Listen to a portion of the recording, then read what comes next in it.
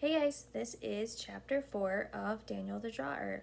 We now know that he has made Pizza Bot, which can do two things, math and pizza, which I'm not mad about, and he has a magic eraser on the bottom of his pencil. So this is chapter 4. Every Saturday is Annie and Daniel Day. As soon as Annie finishes her breakfast, peanut butter on toast, what else? She rides her bike the 3 blocks between our houses and we spend the whole day playing. I used to ride to her house, but I outgrew my bike over the summer.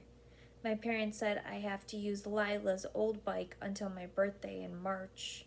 Lila's bike is hot pink and silver streamers dangle from the handles. There's even a big white basket on the front.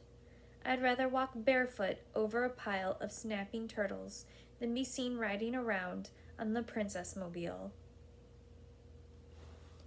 Annie's bike is blue, just plain blue, with no streamers or anything. I tried to talk her into trading bikes once. She laughed her chipmunk laugh and pedaled away. Now Annie comes to my house instead, so I don't have to listen to the other kids call me Danielle while I ride down the street. I'm busy drawing a pile of coins and eating a bowl of Yummy-O's at my desk when Dad pops his head into my room. Annie's here, he says through a sip of coffee. It sounds like he's underwater, talking and snorkeling at the same time. Snorkeling coffee sounds painful. There's a scurrying, scratching noise under my bed. Whiskers ran under there to hide amongst the socks and lost army men. What have I told you about food in your room, Daniel? The mice will get in here. Dad wrinkles his nose and bends down to check under the bed. No! I jump out of my chair before he can spot my fluffy friend. I won't do it again, I promise. He stands back up and sips his coffee. Good. Now go get Annie before she breaks something. Poor Annie. Shatter 1 lamp, 2 picture frames, and a glass paperweight, and no one lets you ever forget it. Ever. In her defense, the butterfly did look like it was up to no good. I look over my shoulder one last time at my magic pencil and my notepad and sigh. Becoming crazy rich will have to wait for a few more minutes. Annie meets me at the front door, still wearing her backpack. Something long and skinny sticks out from the gap in the zipper. I saved up my allowance and bought a marshmallow shooter. She grins, showing off the space where her front teeth still haven't grown back in, and 2 bags of ammo. Let's go. A marshmallow shooter. I've wanted one of those for as long as I can remember. Every time I ask for one, Mom says they're too violent. No one in the history of time has ever been marshmallowed to death, but Mom disagrees. She tells me marshmallows are meant for the middle of s'mores, not the middle of battle. Mom's no fun. Now Annie has a marshmallow shooter and I don't. Maybe she'll share, give me short turns to her long ones. Somehow I get the feeling that I'll spend most of the day at Annie's moving target instead of actually getting a turn. We were supposed to buy our marshmallow shooters at the same time so we could both have fun at the same time. Maybe I can still get my own marshmallow shooter. Mom never said I couldn't buy a shooter with my own money, only that she wouldn't buy me one. Lucky for me, I know of a pile of cold hard cash that should already be waiting in my room, ready to be spent on candy, video games, and junk food hurling weapons. I dashed down the hallway, leaving Annie by the front door. Stacks of gold coins spill over on the floor next to my desk. I drop to my knees in front of my money pile. I'm rich! I'm rich! I yell as I pick up handfuls of treasure and toss them into the air. But they feel wrong.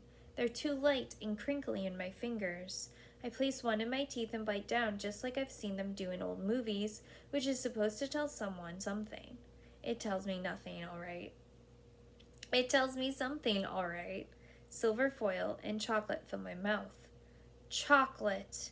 My fortune won't buy me anything except a tummy ache. Annie plops down on my bed. Dude, where did you get all the candy? Can I have some? Whatever. I toss a few coins to Annie as I turn to study my drawing. She wasn't ready to catch them, and I hear one roll across the floor. I don't understand why the magic pencil didn't work this time. For once in my life, I hadn't been thinking of candy. Maybe if I had drawn dollar bills instead of coins, then they would have. Annie's muffled voice interrupts my thoughts. Hey, what's this? What's what? I ask, looking up from my notebook. She's on her hands and knees peeking under my bed. Whiskers is under the bed. My heart starts pounding and I feel like I'm going to be sick.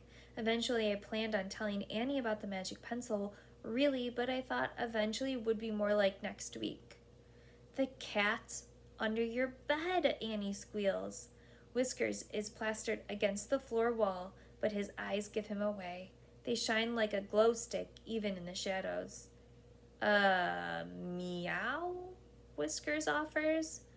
What's wrong with your cat? He sounds weird. Whiskers blinks twice. What's wrong with me? How would you like it if I asked Daniel here, what's wrong with you? He looks at me. Hey, Daniel, how come your friend smells like she's been eating dirt? Hey, Annie says, I have not. Then she realizes she's arguing with a cat and scrambles to her feet. Wait, Annie, I say. She backs up to the door, not taking her eyes from the floor by my bed. Her face is the same strange shade of green as the slime from Octobear's tentacle. I don't. That's Whiskers. He's magic. Magic, she croaks. I drew him with this. I hold out the magic pencil. Daniel, I'm going home. I think I'm having a nightmare, or a fever, or... Annie scoots out of the bedroom and down the hallway. You're not sick. Whatever I draw with this pencil comes to life. Well, except my pile of money. She pretends not to hear me and keeps walking. Stop! I rush past her and block the front door. I can prove it. Let me grab my notebook and I'll let you draw anything you want. 20 minutes later, we're in the woods behind my house. A pale pink unicorn with a long purple mane stares us down. Despite its girly color scheme, the horn on its forehead looks sharp enough to poke holes through me. A pink unicorn? That's your favorite animal? She shrugs and takes a step forward to pet the unicorn's shoulder. Don't you dare tell anyone about macaroni. Annie has a certain reputation to keep, one that involves a taste for creepy crawly and peanut buttery things. If anyone besides me found out there was an actual girl hidden inside, she'd never live it down. Neither of us can handle any more kissy noises in the hallway at school, so her secret's definitely safe with me. I shrug. Hey, I won't tell anyone your favorite animal if you won't tell anyone about the pencil. It's a deal. Now draw your stuff already so we can play. While Annie practices riding macaroni around the trees, I get to work drawing. It takes a while, but soon everything's there. A blue dragon named Herman who can fly, 4-eyed aliens from the planet Bezo, and my very own marshmallow shooter. So that was chapter 4. What did you think?